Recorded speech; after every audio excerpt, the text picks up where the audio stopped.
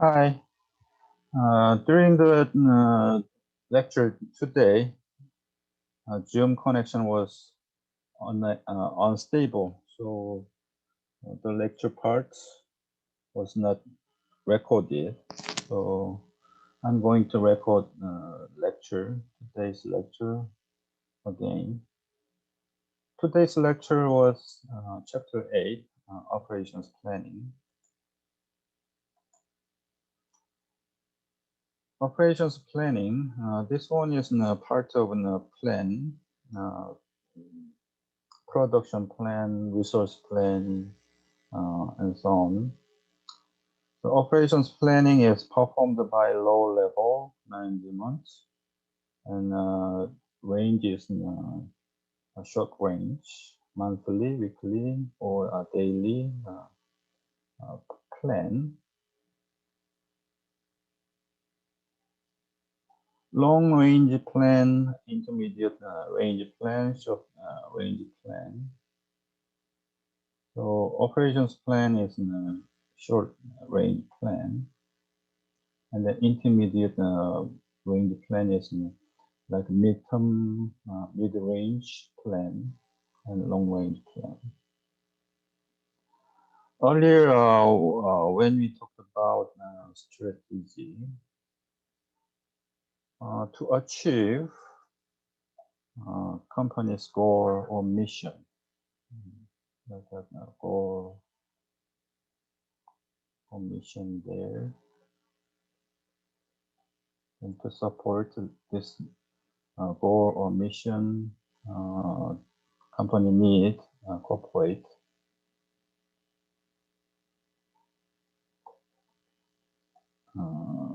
strategy. Then to support this corporate strategy, operations strategy. So at the time, strategy is kind of plan to achieve or get there. So for long term, to support this long-term corporate strategy, need long-term or such intermediate planning. Then the range plan for operations strategy.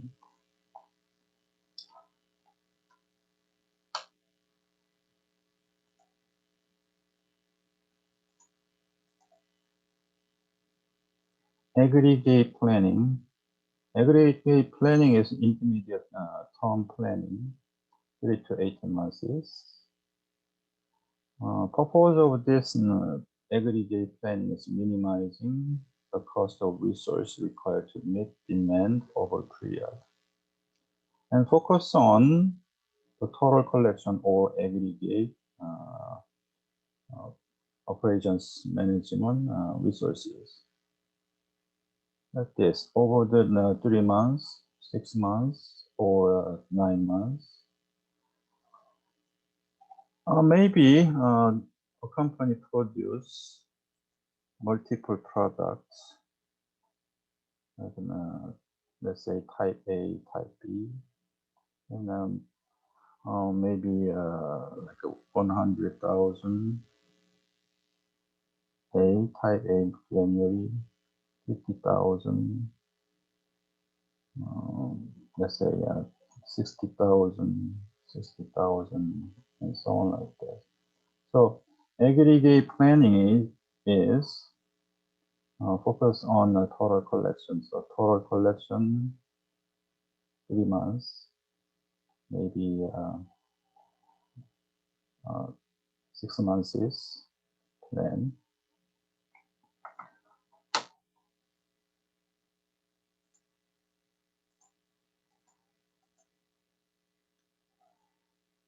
And also the main purpose of aggregate plan is to specify the optimal combination of production rate, workforce level, and inventory on hand. Production rate, kind of an output rate, kind of uh, throughput rate like that. And workforce level, if there are 10 workers, then 8-hour work, and 80-hour, that is the workforce level. To increase the workforce level, hire more workers, or maybe work overtime. We can work. Inventory on hand, so inventory level. So combine the factors to find the optimal level. Okay, production planning strategies. If demand change, then how a company handle that change? Using chase strategy, first strategy, using workforce size. If demand increase, then increase workforce level, hire more people, and then demand decrease, then lay off. But using this change in the workforce size, handle demand change. Advantage, minimize costly finished goods inventory. So by changing workforce size, change demand or production rate. So maintain inventory level. But problem is poor worker model because of uncertainty of employment. So anytime demand decrease, then they feel like anytime fired. So poor worker model is a problem with this strategy. Next strategy is stable workforce. Don't hire, don't fire. Maintain the same level of workforce size. Variable work hour, using a variable work hour. If demand increase, use more shift or overtime or weekend work. Advantage is avoid emotional and tangible costs of hiring and firing. So workers now feel their job is secure. The problem is inefficient usage of the workforce. It's like if workforce level is about here, then demand higher, then this one, over the capacity, use overtime or weekend work, so pay a high salary or wage. That is no problem. Under the capacity, so this is unnecessary capacity. So inefficient usage is no problem with this strategy. Next strategy is level strategy. Don't hire, don't fire, and also don't work overtime, don't work weekend time. So maintain a workforce, and then don't hire, don't fire. Just to allow inventory level to change. If demand is slow decrease, doesn't pile up in inventory area. Demand increase, doesn't sell out and then out of stock. That is okay, like that. Advantage, minimize scheduling and hiring of workforce. Because don't hire, don't fire, and then don't use overtime. So scheduling and then hiring costs low.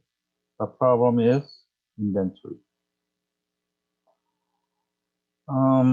Situations by situation, and also time to time, or industry by industry, use different production plan strategies.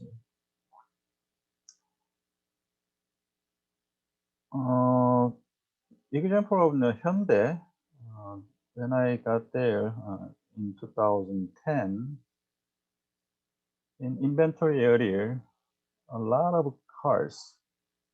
So at the time, Hyundai used this level strategy. And sometimes later, Hyundai cars sales was very good.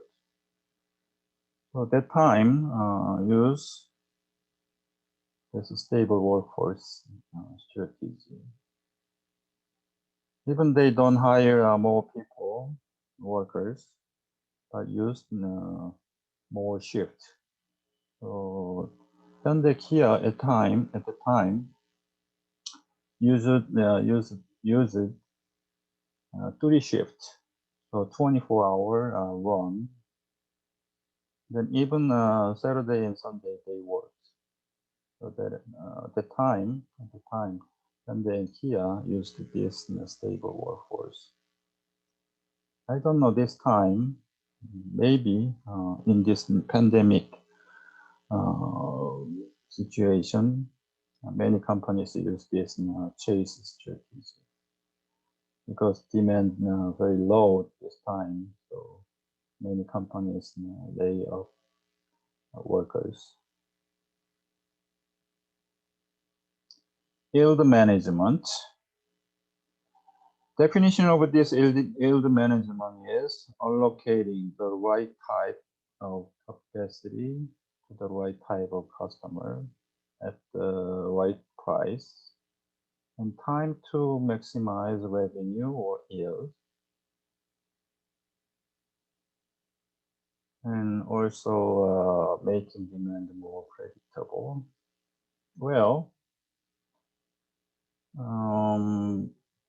with this definition, we cannot imagine what is this. Okay, I will give you examples. You know, this time, if you go Manhattan and then park your car at a parking garage, 1 hour. How much? I don't know this time, but 20 years ago, it was about $20 in a park, 1 hour. But at the time, my wife went to FIT, Fashion Institute of Technology School in Manhattan. My wife found $9 all day long. 1 hour park, $20. But park all day long, $9. Early bird special. So certain time earlier than certain time in the morning, park there, then all day long, $9. That is one of yield management example. And also, when we go to movie theater, then earlier, like during the daytime, cheap. but then after 6 it's regular price or higher price. And another, if we go somewhere, then book an airline ticket. If I go tomorrow, then buy a ticket today, very expensive.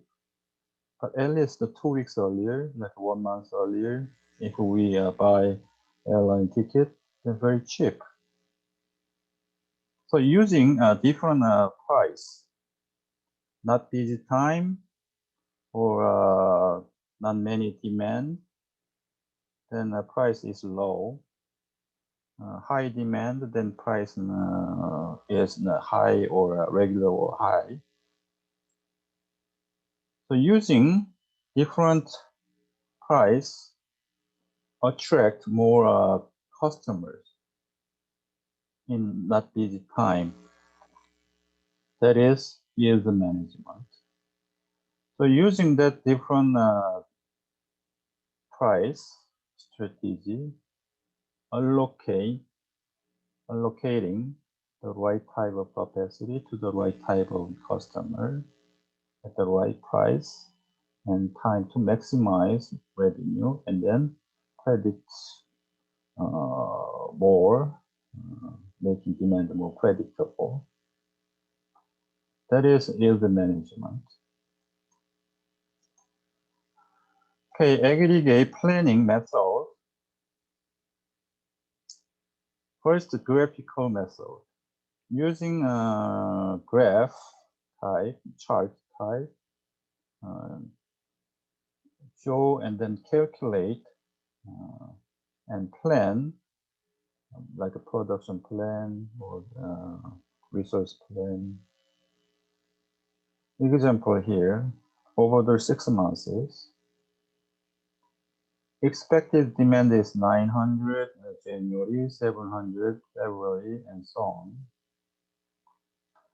Production day, 22 days January, 18 days February, and so on. Total production day, working days 124, and total expected demand is 6,200. Then this is the demand per day. So it's like 900 divided by 22. Okay, then average demand required, expected demand. The total demand divided by total production day, that is 50 per day, 50 units per day. So if the company set the production plan 50 units per day, this is like a stable scheduling, balanced scheduling. Then in January, production is this much, this many. Then demand is this many. So this is this gap is like a surplus. Produce more than demand. So carryover. That is inventory. And then from April to January, demand is over the kind of capacity. So using inventory. Then first month, January, production is 1,100 and demand is 900, 200 surplus inventory. The ending inventory is 200, and then pile up 200 and then 400 and so on. So total inventory will be 1,850.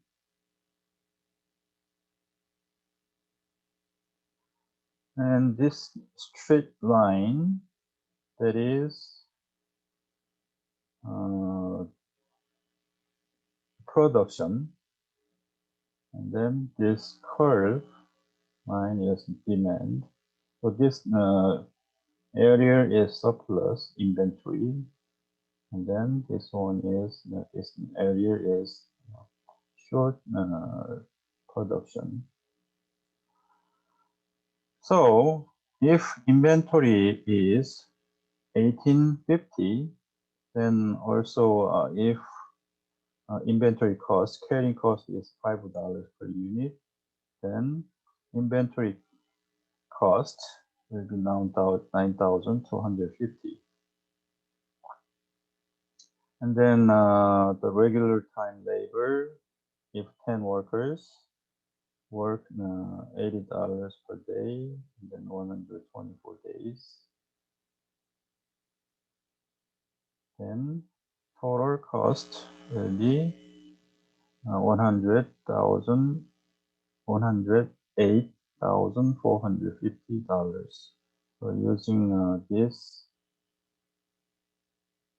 like a strategy, using the level strategy, level scheduling or a balanced scheduling planning, then the total cost is like this. So using a graphical method, we can plan and then calculate total cost like this. The next one is a mathematical method.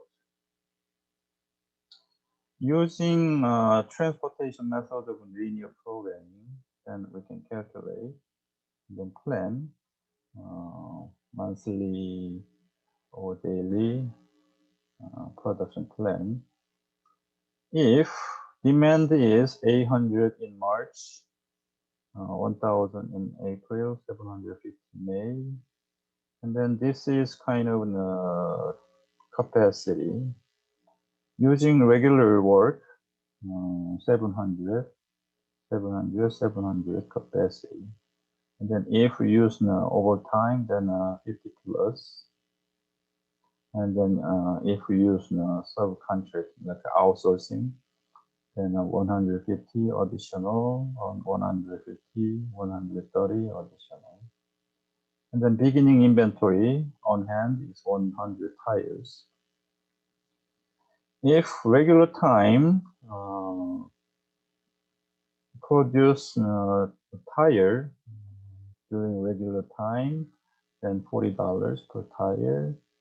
During overtime, $50 per tire. And then use subcontracting outsourcing, then $70 per tire.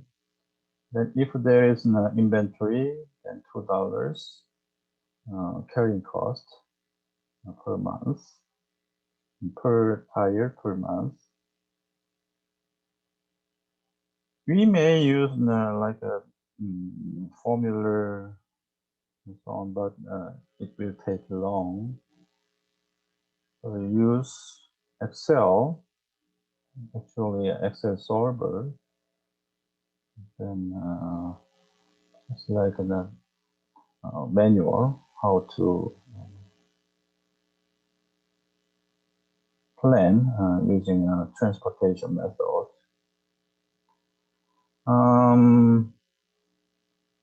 Stop here, and then the next class I will show you how use Excel and then Excel solver to find a production plan using this one next class.